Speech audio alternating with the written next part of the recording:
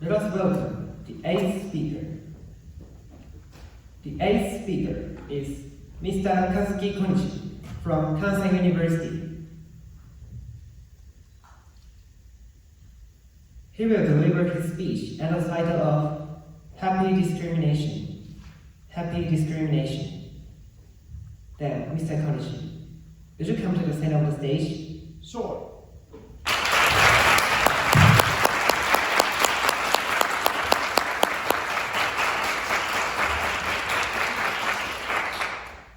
Thank you for Mr. Jefferson and distinguished judges. Good afternoon, everyone. Good afternoon.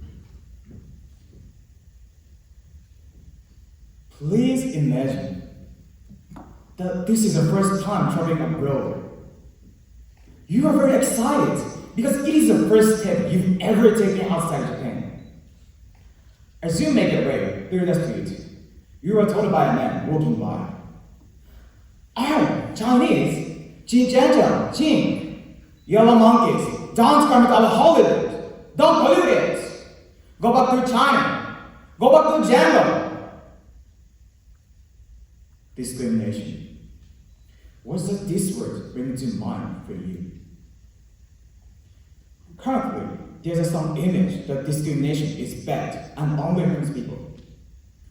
According to a survey by Sengo City in the Prefecture, 93.3% of citizens answered, discrimination is the most shameful act a human being can commit. But is that true? I define discrimination as hurting someone based on bias and stereotype. However, I do not think all discrimination constitutes as attack. I have experienced feeling happy even I was being discriminated against. Today, I will talk about non-harmful discrimination. Last March, I went to Hiroshima to sell coffee beans produced at my high school. Hiroshima is filled with foreign tourists, so I needed speaking English to explain the products to them. A Western man was about to walk in front of us. Then, two of my classmates shouted to him, "Try this!" He replied, "No." But I told him about them in more detail. Suddenly, he asked me, "You speak English?" and took 1,000 yen from his wallet. So I went to exchange items with him. However, he said smiling, "No, this is for your English skill." I was quite happy because my English was praised by a native speaker, though he wasn't a teacher. How would you feel if this situation happened to you? A few days later, I told this story to my English conversation teacher. He said, "That is racist. There's a stereotype that Japanese people cannot speak English. That's why he gave me 1,000 yen, even though you are Japanese." I was surprised. I had not thought of it as racist. In the moment, I was even pleased. Indeed, he did not give money to the other two classmates who also tried to speak English. Even more, he asked them, "No English?" So I felt he indeed had a bias that Japanese people cannot speak English. I suppose it's impossible to remove these biases. Of course, it's ideal to hold no bias. However, there are in fact vast differences between people, such as race, gender, and age. Thus, bias can always exist. So, I would like you to know, biased comments are not always hurtful, and some can even be flattering. I call this a happy discrimination. By viewing something as a happy discrimination, people who discriminate under or discriminate against can avoid feeling uncomfortable with each other. For example, when you praise someone by saying, "You were doing very well for freshmen," it sometimes makes for awkward assumptions such as, "How dare you judge me just based on age? That's discrimination." This is a sad situation. No one wins. Through this speech, I would like to spread awareness of happy discrimination in order to prevent such misunderstandings. Happy discrimination has two main purposes. First, we must realize that biases exist in all of us. Second, we should stop and think that people we are talking to do not want to harm us. For instance, you are told, "You are so powerful even though you are female." It is best to ignore the matter even though you are female. By doing so, we can focus on the positive intent of the commentator. I name this happy discrimination, to language that has biases or stereotypes, but importantly, does not intend to harm anyone. Moreover, maybe those words are expressed impression and to praise someone. For example, probably the man who spoke to me in Hiroshima perhaps struggled not being able to speak English in Japan. So he was just happy because he could express his mind in English to me. That might be the reason of the 1,000 yen. I do admit that it is sometimes difficult to judge whether a case is truly happy discrimination or not. If so, it is key to ask, what did you mean by what you said? Then they can explain what they want to express, and you can judge how you feel. It is quite important to listen to the other person's perspective. Certainly, people hold responsibility for their own words, but they likely say such words unconsciously. Thus, the question will help commentators to realize that saying, even though you are female, was wrong to including praising someone, because it emphasized gender unnecessarily. If everyone becomes familiar with the concept of happy discrimination, then more people will realize that such a compliment is not suitable when praising someone. Also, you may become aware of other colorful words you heard around. So, awareness of happy discrimination can lead to preventing actual harm and unconscious discrimination. Surely, I do not mean all discrimination is good simply because happy discrimination exists. And you, do you have any experience with happy discrimination?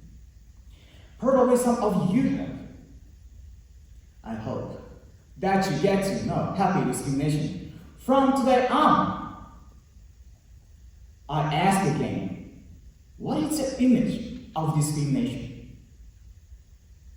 I'm sure that there is even furthering discrimination. Therefore, I call this the happy discrimination. Thank you for listening.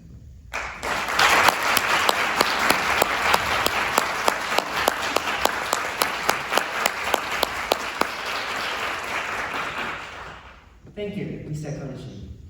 Now, we will have a question and answer session. Ms. Evans, please. Okay, good afternoon, Konishi-san. Okay, how do you feel right now? Yeah, I was fulfilled because I could finish my speech. Okay, that's very good. You're fulfilled. Okay, very good. But I know your questions will be waiting. Okay, I have lots of questions to ask. Right, so my first question, I actually, honestly speaking, I'm quite daunted about the episode on foreign tourists at Arashiyama.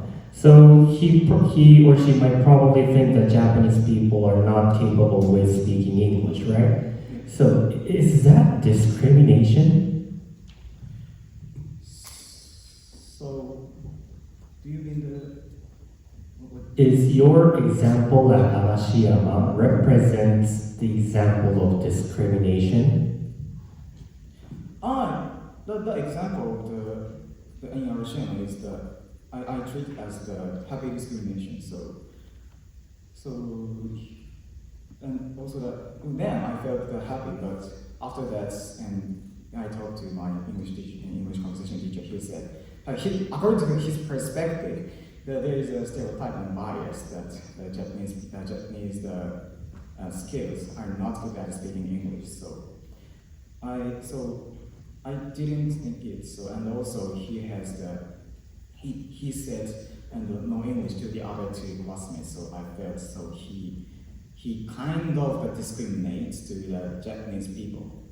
Yeah, if you say it's stereotype, I agree with that, but I don't think that your examination is discrimination. So would you please define the word discrimination? So I define the discrimination that as hurting someone, like such as you are Asian, so you can't get muscular muscle even you train. So yeah, this is the kind of example, and also the words or action to attack other one. So is that definition also applied to the example in Arashiyama? So that is the happy discrimination. So he how should I say that he wanted to praise me, so that and by using by using the 1,000 yen, and also he thought that he originally and additionally he said I was really sad because Japanese people couldn't speak English, and also I couldn't communicate in Japan. So he was the kind of he got some kind of stereotype, and also so this is I treat as a happy discrimination. Okay. So yeah, a little bit. Yeah. Okay, so hopefully the last question. So would you also please clarify what happy discrimination exactly is? Because you said discrimination hurt someone. Yeah. Happy discrimination. It's very happy to be hurted. This is what I understand from the word happy discrimination. So please clarify what happy discrimination exactly is. So could you say that your understanding of happy discrimination? Happy to be hurted by someone's word.